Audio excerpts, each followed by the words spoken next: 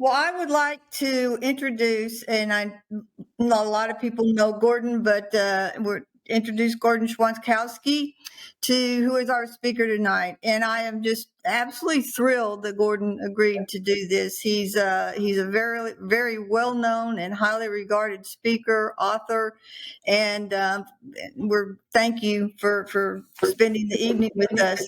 Um, Gordon has definitely wrote the book on crewing, hot air balloon crewing essentials. He's written more than 75 articles for Ballooning magazine. Portions of the last two, Balloon Flying Handbook, has helped define industry, insurance, and FAA standards and policy regarding crew. After some of our worst mishaps, state and federal agencies have teamed up with him for both accident analysis and prevention. He's been a featured speaker in 20 states, has delivered almost 200 presentations to rave reviews.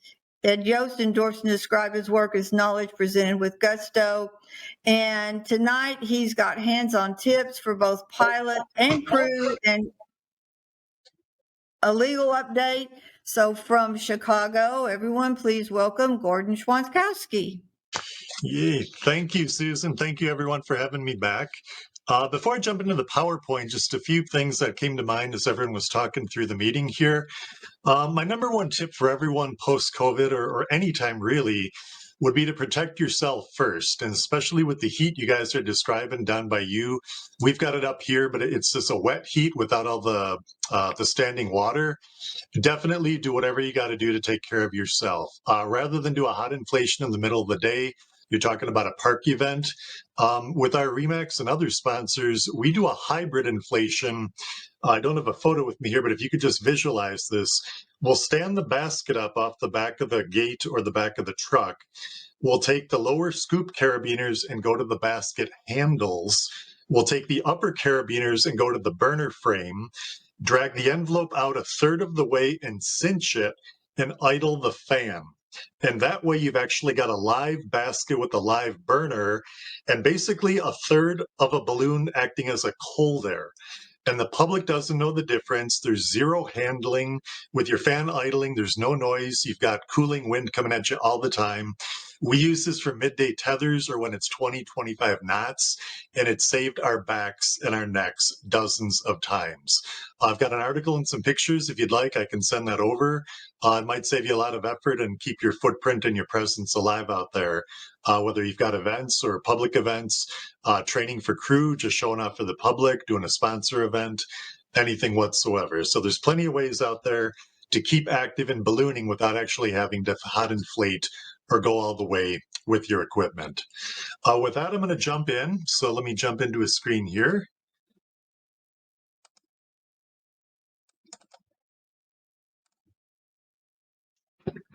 Okay, our topic tonight is going to be a crew refresher, and I'm guessing we probably don't have first-time crew here, but if we do, welcome to our sport. We got plenty of tips for you here tonight.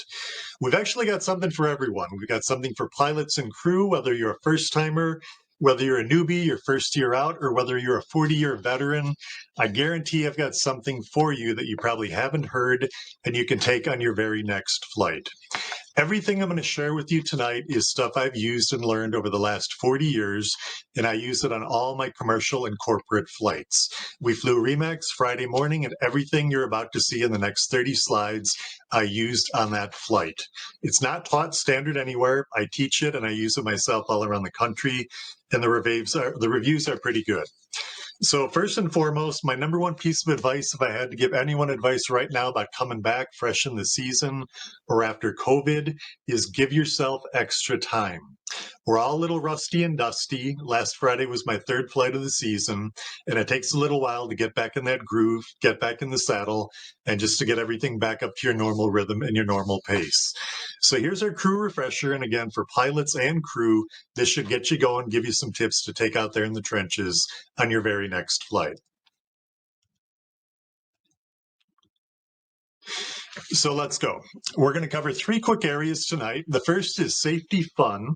Normally, people don't associate safety and fun, but actually I found if you make safety fun, you're more likely to remember and do it. We'll look at some weather wisdom pretty quickly, some tips, some things not taught in ground school or in any of the literature, the books, the balloon flying handbook, anywhere, any of our texts. And finally, I want to give you a legal update of an accident that happened 7 weeks before Lockhart, but was only resolved about a year ago in the court system in the state of New York. There's a big message for pilots who fully believe in 91.3A, the Pilot in Command FAR. It didn't hold up when it was called on to protect the life of a crew chief, and it actually did not hold up in the federal or state legal system. And we need to take a fresh look at what that actually looks like out there, what we're dealing with when it comes to the relationship between pilots and crew. The pilot authority is not the final word when it comes to legality and liability. So let's just jump in here with some safety fun. If I had one tip to give crew or pilots training crew or anyone out there in a crew role, it would be my golden rule of crewing, which centers around always anticipating. Why do we want to anticipate? If you're in real time, which is the big thing with tech, you're too late in ballooning. What's happening in real time is the result of decisions and inputs that were made 10 to 20 seconds ago. And if you're responding in real time, you're already too late. So you want to anticipate your needs. And the number one need for crew people is to protect themselves first. There is no rule or law higher than that. If you're not protected yourself first, you're going to be of no good or no use to your pilot or anyone on board. After anticipating your needs, I'd say anticipate your next 3 moves. Figure out what your options are and what your best choice is going to be for getting yourself on that flight moving forward. Also anticipate your pilot's decisions. Even if it's the end of your first season, you can get a pretty good feel for what your pilot's going to do next. And your balloon's behavior. Balloons are very predictable in virtually any condition. And if you just pay a little attention, you can develop a good sense of their patterns, their behavior, and actually cut off a lot of bad behavior well before it starts. So definitely anticipate everything out there in your flight. Rather than go into note taking and giving all types of pretty basic tips, I'm going to share an article with you in a few weeks after this comes out in the next issue of Ballooning Magazine. I'll forward the PDF over to your club. You can post this and share this wherever, whenever you like, but I would like this to run first and break in the magazine. I challenged myself to basically put everything we know about crew safety in 2 pages, in 1,300 words, and these are my best 80 safety tips you can share with your crew. It's a good refresher to look at the beginning of a season. It's a good training outline. It's a good guide. It's just good information to have out there. If I were to have to pick one of these tips or one of these blocks of what the most valuable tips would be in any given category, I'd say it'd be the most valuable assistance crew can give on landing. That's where all the bad stuff happens. In the last 10 years, nearly every reported accident has happened on final approach or on landing. And for crew, the most important thing you could do would be to assess the site for size, power lines, obstacles, suitability, and radio surface weather to your pilot. If you do that, you're both going to be gold and know what to expect, and you can basically manage or deal with anything that the weather or the site and your flight path's going to throw at you. So we'll get this to you, I promise, as soon as the next issue is mailed out for all the members nationwide. After 41 years of crewing, I'll admit that I carry and actually use a checklist on every flight. Do I need to? Probably not. Do I think it's a good idea? Yes. Now, most crew chiefs will tell you, well, I don't need to do that. No thanks. I'm a pro. Everyone does things differently. And I get that. Most people know what they're doing and they know their job. When it comes to everyone doing things differently, that's a myth. And I couldn't disagree more strongly. I've crewed and flown with racers, ride balloons, and special shapes in over 40 states for the last 40 years. And it just looks like everyone does things differently. There's actually roughly 35 safety milestones every flight on any balloon in any state has to go through to have a safe and optimum flight sequence. And you're looking at those right now on that checklist in front of you. I've forwarded this over for the club. You guys can post this, whether you want to print this out and laminate it. If you want to shoot it into your phone, just have it as a reference. It's incredibly valuable. If it's good enough for pilots, it's good enough for crew. What I do is I look at this at the beginning of the season to get my rhythm back. I look at this right in the launch field. One of these issues for that evening or that morning is going to jump out at you, and you're going to know what you need to pay attention to right then. Or if I get distracted mid-flight, I'll come back to this, and it immediately puts me back in the rhythm of the flight. I can't tell you how valuable this is. Do we need it? Yeah. Do we want it? Maybe not, but it's a really good asset to have and a great tool to keep in your truck, if nowhere else. The other thing I do is make safety fun. After about 3,500 flights and tethers and operations out there, flying can get a little routine, maybe even boring, and I can get a little complacent. So I take different tasks and I make them into games. Safety is not a game, but playing games with safety can make you a lot more safe. These are some of the games I play. The first one I call end zone or end game. I'll take the surface winds and the winds aloft and I'll plot them on a map, starting with our launch site, and you see that flight cone radiating outward. 95% of the time, our flight path and landing spot are going to be within that cone.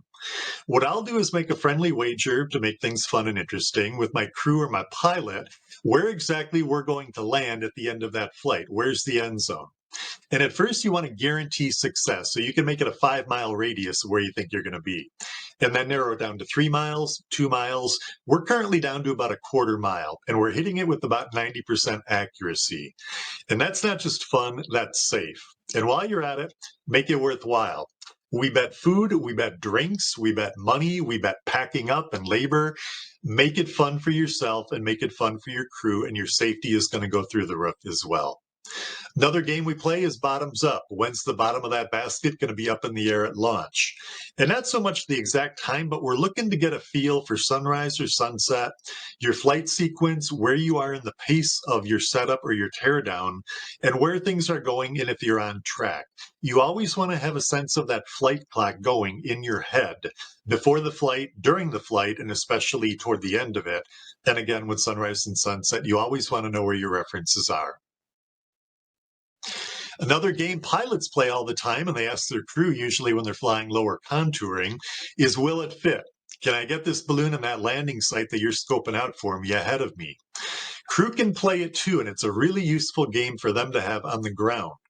In the shot here, my pilot's coming in from the right of the street across the screen, not parallel with the road, but the wind is from the right of the screen here. And he radioed me. We had a passenger having a panic attack. Can I get into that street? And the answer was yes. So playing Will It Fit, driving down the street on a normal day without even a flight, I would play this in my mind. Could my pilot get this balloon in this location in 3 miles an hour? And for most people, most balloons, the answer is pretty much yes. But how about 5 miles an hour now? Would you be comfortable putting your balloon on that street? Now, how about 7 or 8? Now, how about right next to that oak tree on the left of the frame there? And you can see the skill and the mindset that starts to develop. You get a better sense of where you can put that balloon in any situation, especially when you need to put it down. Another game I play to help me with Will It Fit is what I call ring toss. Every time I go to deflate our balloon, I'll grab the crown line, but before I do that, I'll take the envelope bag and I'll throw it over my left shoulder. And what I'll do is I'll want to toss that bag on the ground exactly where the load ring is going to hit the ground on deflation. Now, I know on our little Cameron 70 for Remax, that's 24 of my paces from the bolster of the basket. On our 105, if we're flying paying passengers, it's 31 of my strides. For everyone, it's going to be different with their height and with their equipment as well. What that does, though, is that gives me a visual of, again, where that balloon will fit. So when we need to put that in a tight spot, I can tell you exactly where that load ring is going to hit the ground and if we can do that safely. So they're simple games, but for me at this point in the whole picture here, it keeps me sharp, it keeps me focused, and it keeps me training crew to get even better, where you can put that balloon, and it gives us all a safety edge all throughout the flight. One other piece of advice I would definitely strategize for crew and pilots is divide and conquer. This is actually quite a unifying theme. Now, there's really only a couple ways you can mess up packing an envelope. You can twist it, you can pack it inside out if you're a repair station, but generally you really can't mess up packing an envelope. So pilots, what I would do, and I train my crew this way, show your crew how you want that envelope packed up, and then let them go ahead and pack it up. And if you have any issues on the next inflation, obviously you can correct that, sort that out, and it won't happen again. While they're doing that, you're out tearing the basket down at the same time. You're going to cut your pack-up time in half, and there's times that's really, really, really critical. And especially in heat out there, you don't want to expose yourself. You want to minimize your workload and your exposure out there. And once they got the envelope mastered, show them how you do your basket. Have them do it under your guidance, then let them do it and check their work. Because one day you might not be able to do it, or they're going to have to actually tear your basket down for you. And the one problem with the single pilot model is there's no redundancy. You want your crew to fill in that blank and to be your redundancy as a safety and convenience factor. A lot of us think of as crew as people who are there to save our backs. Crew are actually there not just to save your back, they're there to save your neck as well. So safety can be fun. It can lighten your load. It can divide the labor. It can have lots of advantages, but it's going to make you a much safer pilot and flight team out there if you make safety fun as well. I want to jump real quick into weather wisdom. You should know, full disclosure here, I'm not a meteorologist, but in fact, that might be an advantage, and you don't need to be to actually have a weather edge when it comes to flying safety. Weather is the number one factor when it comes to flying mishaps out there. So weather is far, far too important to leave to meteorologists and pilots alone. Some of the best weather tips I wish someone, my pilots, my trainers would have given me over 40 years ago are the three you see here. First, stay alert and be ready. Weather is highly dynamic, it can change on a dime, and it doesn't always give you warnings. And that's good advice. I want to generalize on that for one moment. A couple of fiestas ago, I was shooting pictures out on the launch field, went down to Ride Balloon Row, Rainbow was inflating the whole fleet, and one of the two tents was about ready to go hot. And you know, on Fiesta Field, everyone is right up there on your throat, your load rings, your bolster. They are right there in your face. There was a group of Japanese tourists in front of me right up against this 210's Kevlars. The pilot's kneeling behind the burners, ready to go hot, looks to each side, grabs the valves, and is ready to shoot on his first hot inflation. As he does this, he turns and looks to the crew person on his left for a quick nod or okay. And as he does that, one of the tourists in front of me sticks her camera and her entire head through the Kevlars right above the carabiner for a photo, right as the pilot turns back and gives it full power. In a split second, I grabbed her sweatshirt by the hood and yanked her back. I got an earful of Japanese. To this day, I still don't understand. All I knew is at that point, all I could say was, "You're welcome." By staying alert, we averted what could have been a really, really bad scenario. So it doesn't just apply to weather, it applies all across the field under any conditions. Your crew need to be ready and on standby for anything that's going to happen out there. Second, tune in to wind. And I don't just mean on your screen, I mean to the point of where you can tell the speed and direction of wind on your face or feeling it on your skin. And even more important than that is knowing what a change in wind looks or feels like. And finally, speak up. Once you have that information, you've got to do something with it and you've got to share it.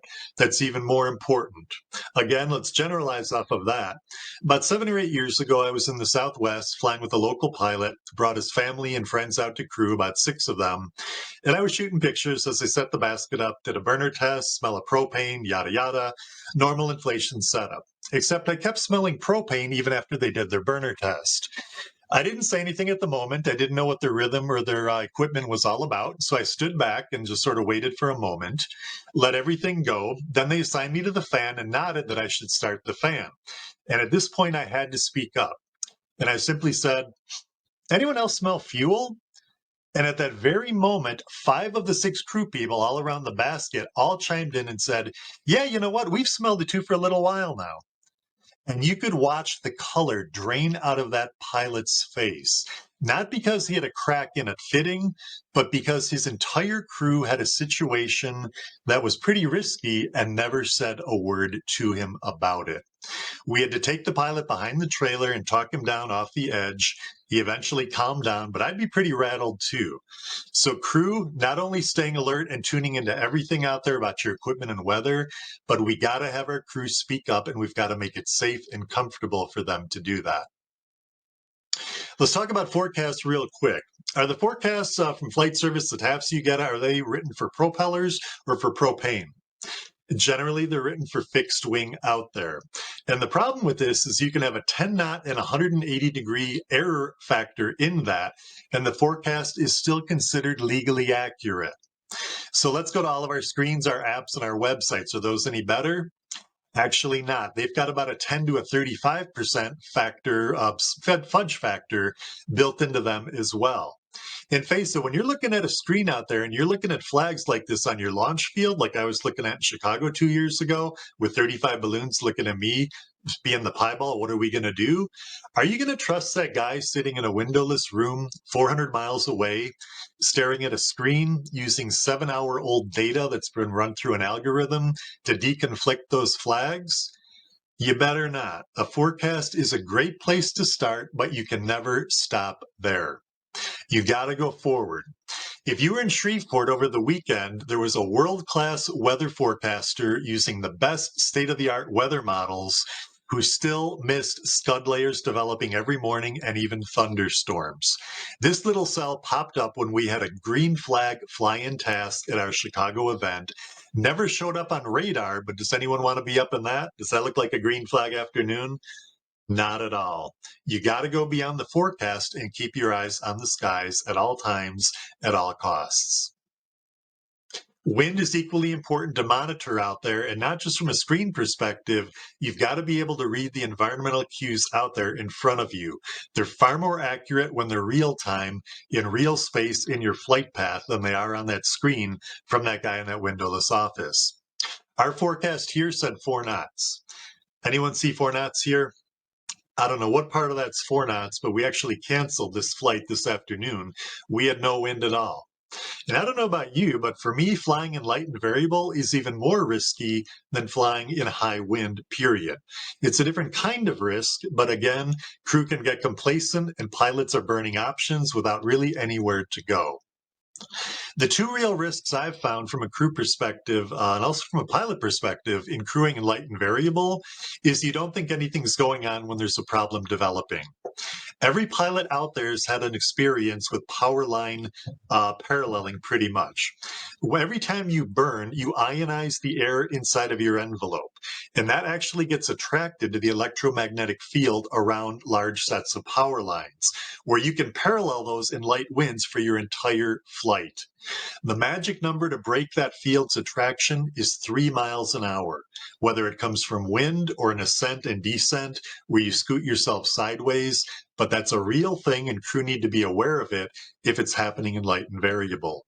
The other problem is you're burning fuel, you're burning daylight, you're going nowhere, you've got no good options, you're going to probably end up taking a bad option or a drop line landing, which could get dicey as well.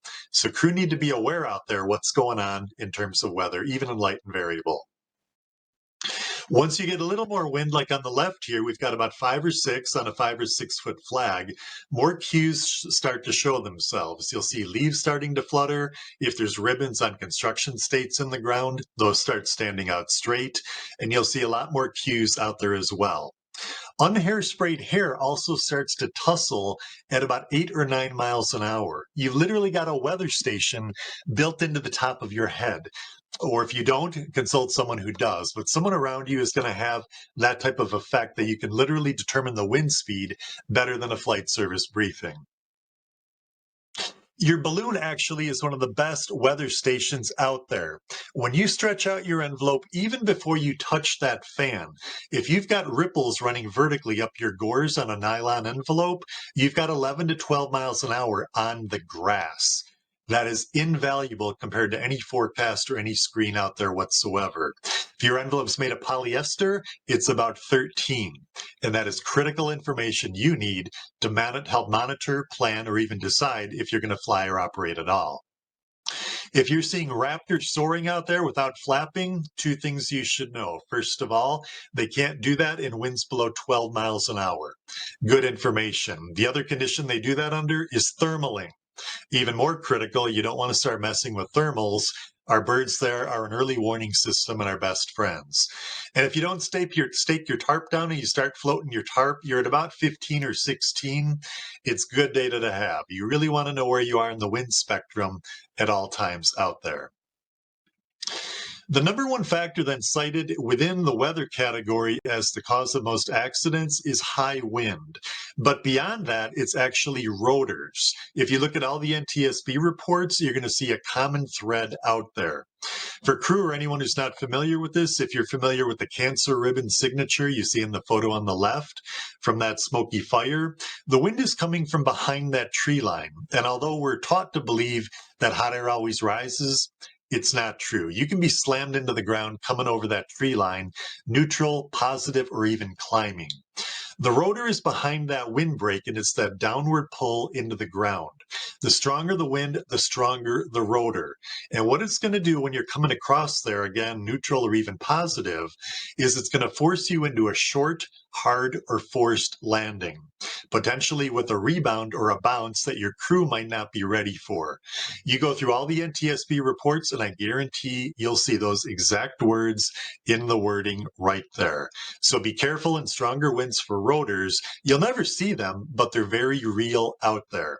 In fact, there's over 16 conditions that'll never appear in the forecast that will come up to bite balloons. Rotors, thermals, onshore, offshore winds, a whole range of them. We have an article on that we can send you. But again, be wary of the weather and have your crew look for that and give you that information. So your crew has this information, then what do they do with it? The most important thing they can do with that is to share that with you. If they see something, they should say something. These two crew on the crown lines here, as they walked them in, told their pilot, hey, look behind us, you got some clouds building, and these weren't in the forecast. Pilot was ready to go, ready to quick release, decided not to, dropped that, and two of those cells developed into magenta storms, and one later spawned a tornado. Your crew needs to speak up and be empowered and comfortable and feel safe to do that, no matter what the conditions are out there. What happens if your crew sees something and is afraid or concerned they're going to get ridiculed or maybe diminished in some way?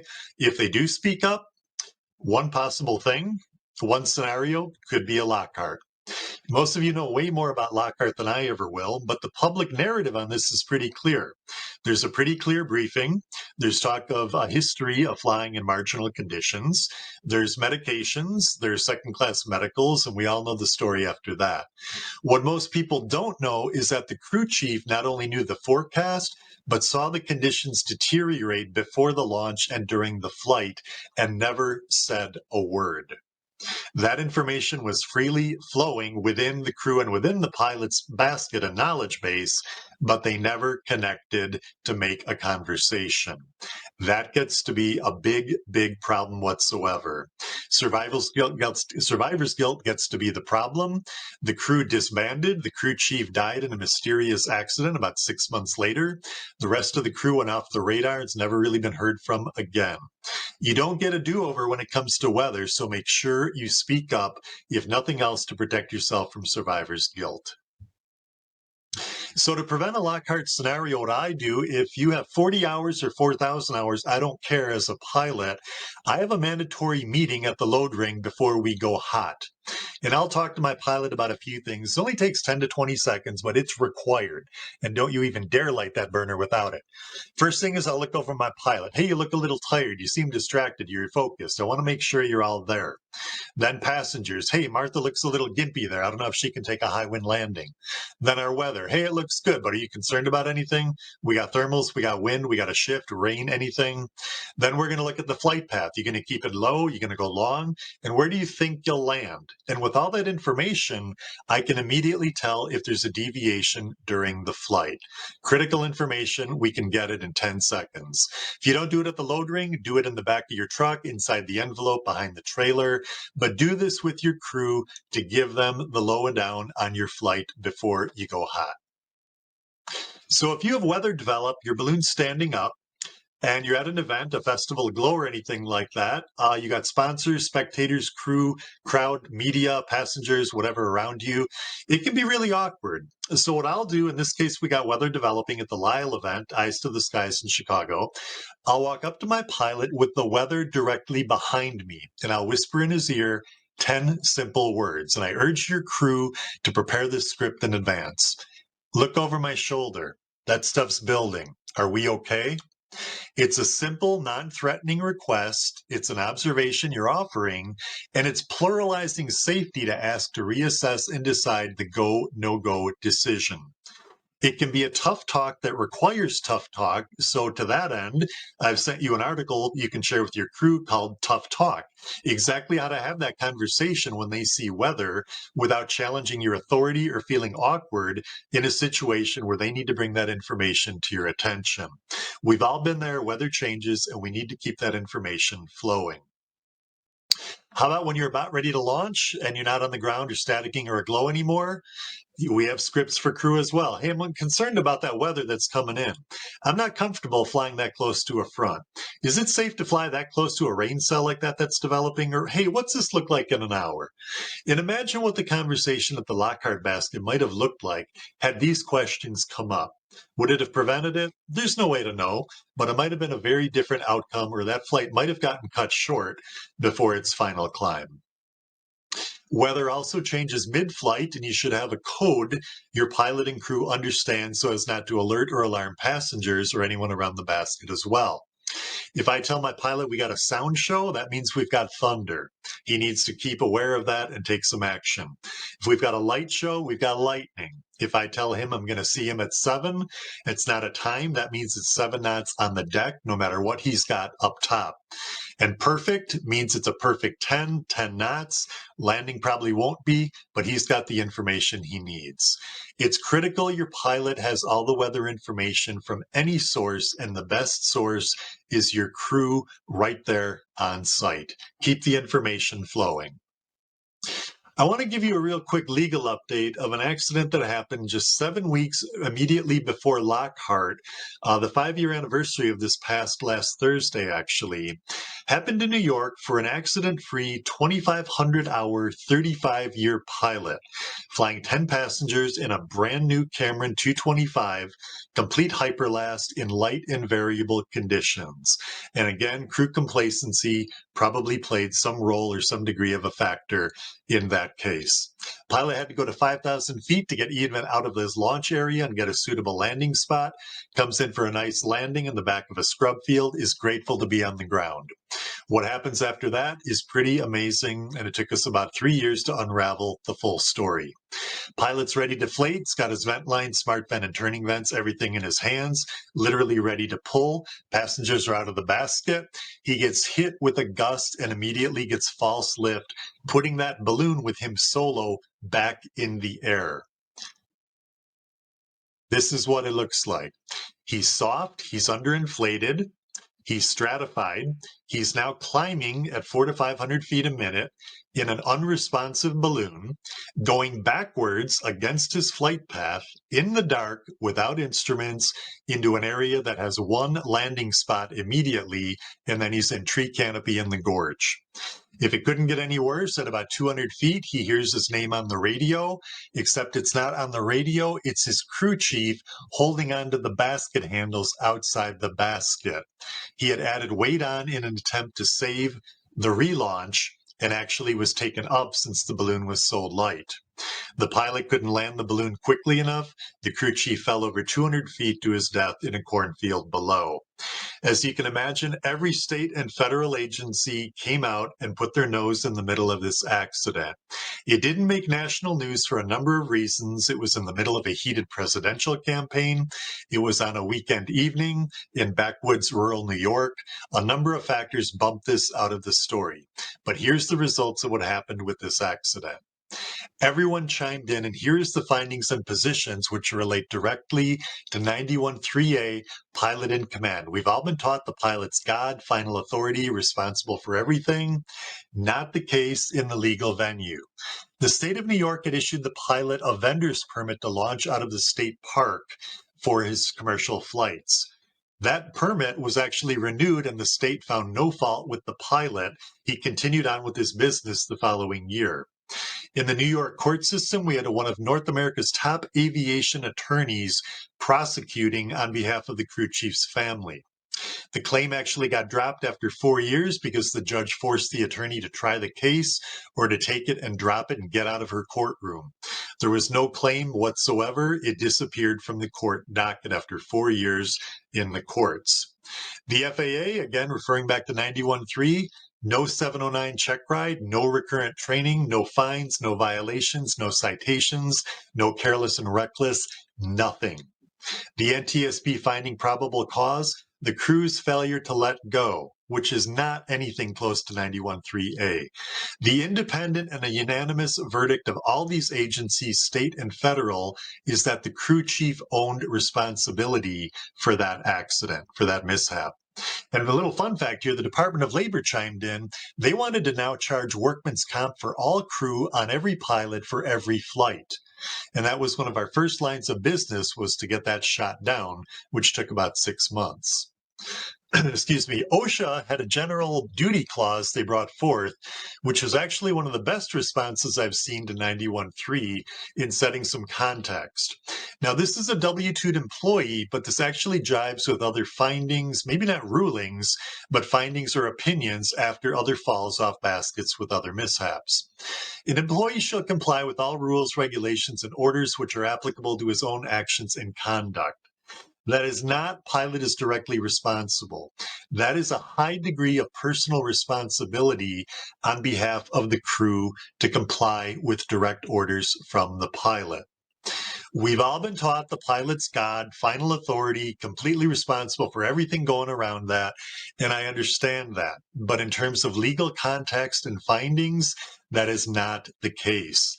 The pilot's obligation is to create a safety culture, provide training and guidance, and enforce that throughout the flight sequence.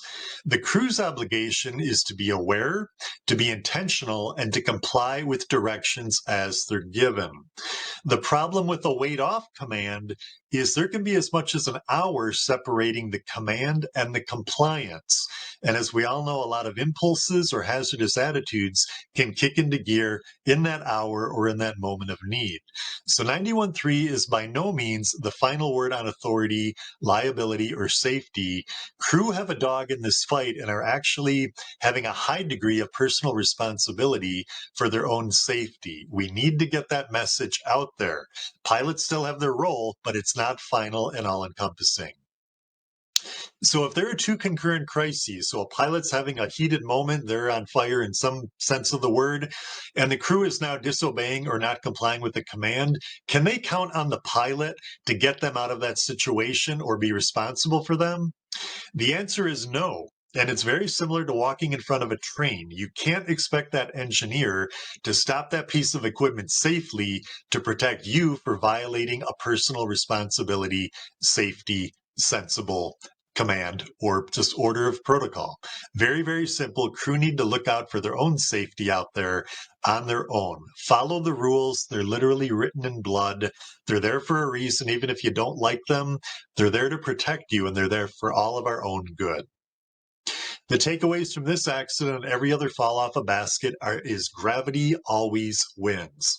If your crew has a conflict between a natural law and a command or a civil law, always go with the natural law. If they're too close to a burner or a flame, they need to get back, regardless if they were told to hold the throat open.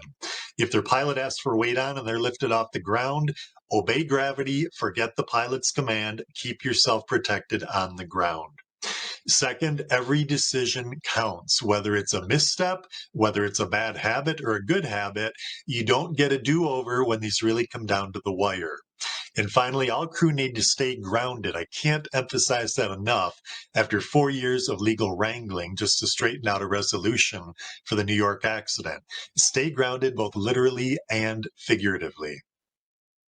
There are a number of instances in which crew, speaking of leaving the ground or gravity, are going to be exposed to the risk of leaving the ground. And the New York accident wasn't the only crew fall in the US or abroad in the last year. In fact, in the last, 2 years ago, cleaning up crew falls legally and medically was one of the #1 insurance expenses out there pilots have paid for.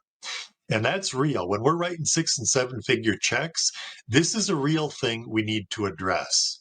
So crew are exposed to this not just on launch, but with false lift, during tethers repeatedly, on a hard landing with maybe a bounce landing, or again, under a number of other conditions. Even when you're walking a balloon, you can be lifted off the ground. And handles seem to get some of the blame for that. Is the handle the best way to handle a balloon on the ground, a basket handle? Not necessarily. Is there an easier way to handle a basket even 15 feet off the ground than using a handle? There is, and we use it all the time. Actually, I did this on Friday morning with our Remax flight as well on our final landing and walking 200 yards back to our van. You have plenty of options. If that basket's going to go up, you don't want to be tied to it or delayed in getting your hands off the equipment. Instead of using handles, I'll stiff arm or straight arm a basket handle. We've got double steps, as you can see here, and it's actually more comfortable, and I'm not fighting the equipment or myself as I walk down the field back toward the truck. If I'm 100 yards out in the field from where we're eventually going to deflate, before I walk out, I'll grab one of our tie-offs. I'll lace it through our basket handles. And if my pilot gets a little hot above my reach where I would have been off the ground, guess what? I've still got 5 or 6 feet of leash there to tether that pilot and still be safe on the ground. Or if you need a little bit more clearance, take that tie-off and go to a carabiner. But again, you got to give yourself some options out there so you're not at the mercy of your equipment. You want the longest leash, the biggest buffer, and the biggest safety margin out there. Not so much basket handles, but staying on the ground is going to be a big issue down the road in terms of safety. And I want to keep everyone's eyes open in the next couple of weeks. We'll probably have some more safety information coming out, how to stay safe from a crew perspective and staying on the ground out there. Those then would be some of my best tips I could give you in a comeback after a winter off. For a fresh season, or a comeback after a pullback after COVID. And I'll just sum all this up with 2 flying greats, what they've given us in terms of quotes, and sum this up real quickly. Wilbur had it right 100 years ago in flying. He learned that carelessness and overconfidence, what's that? Well, that's complacency. And in my book, complacency is the 6th hazardous attitude. We don't talk about it as such, but it's real. Complacency is a hazardous attitude. That is usually far more dangerous than a carefully calculated risk out there you take. And with that in mind, let's go to Ed Yost, who had the order right from the originator himself. In this order, protect yourself and this beautiful creation, the hot air balloon. Those are some of my best and brightest tips for you. Stay safe, stay cool, protect yourself, have a safe and an awesome 2021 flying season. Thank you for having me back. And in a moment here, once we click out, if you have any thoughts, questions, reactions, we'll have a discussion going. I'll take a drink here and let's start right in. Thank you again. Gordon, that was absolutely fantastic. It just Thank you. Thank you, Susan.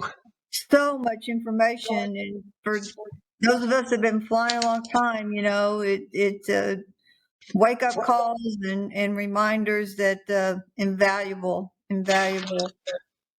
A quick footnote on the New York accident. If you want to see the full-length story, the analysis, and exactly what happened, you can click on the BFA website, go to their videos.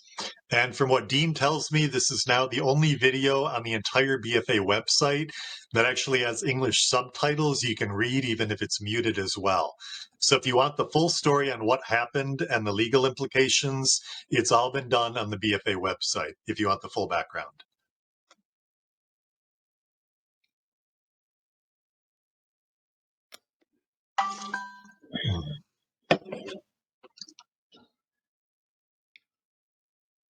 Oh, so there's some chats and some questions. Okay.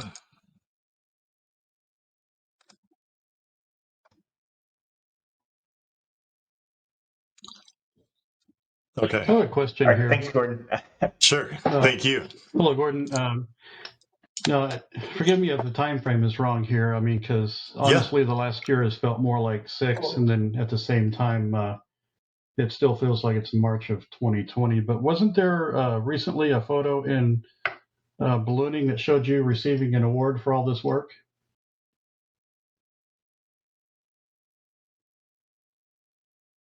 Yes.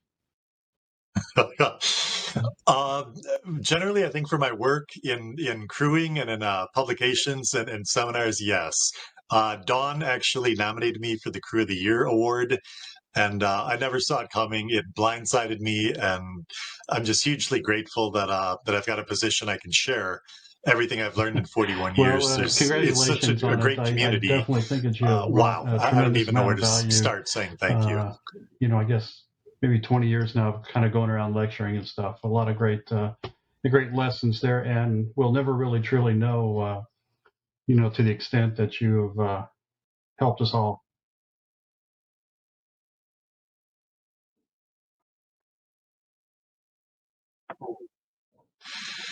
Thank you. And on that note, I can't preview too much, but my best is yet to come in about the next 6 months. And wow, stay tuned. You're going to see something pretty spectacular.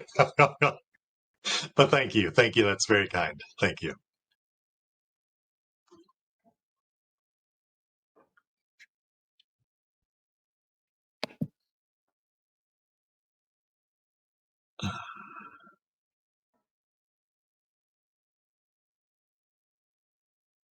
Any other questions? Come on, guys.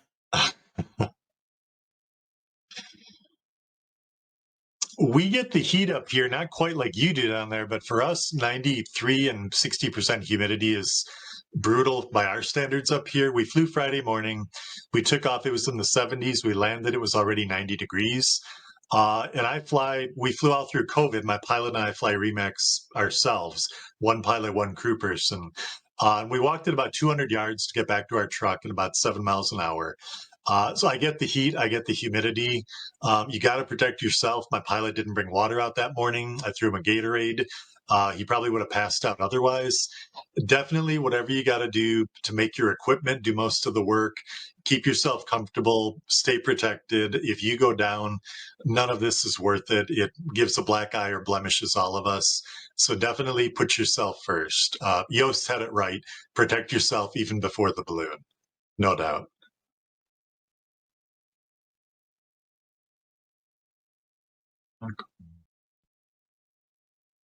Anybody have any questions? Well, you explained everything so well that, well, I do want to let y'all know, Gordon, do you have one of those crew cards handy?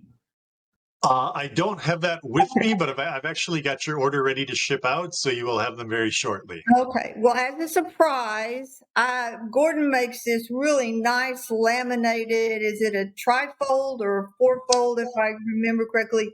Exactly. Crew card. And he gave us a great deal on them. So I ordered 75 of those crew cards. So every pilot should be able to get several of them for their own use.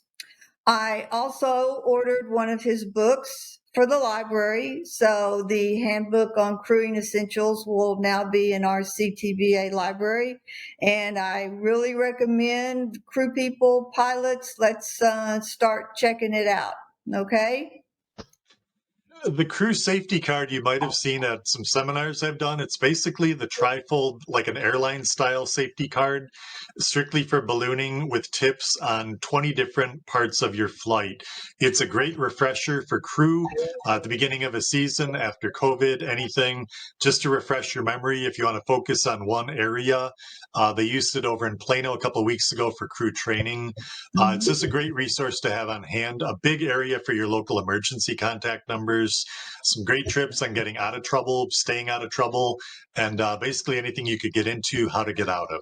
So we'll have those for everyone probably within the next couple of days. You bet. All right.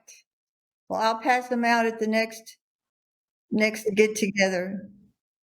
Perfect. Thank you. Well, if there's no other questions, and the chats have all been really nice. Gordon, I don't know how to thank you. It was just really, really, really great. And taking your time to put this whole presentation together for us. Really very, very special. You're welcome. I'm so glad to be here. Thanks for having me back. If I can help you out, just you know where to find me. Give me a call. Thank you to Robert and Greg for talking me through the minefield of Ring. I'm not a tech guy, and they walked me through it just like I'm a natural. So I'm truly, truly grateful for that. Yeah.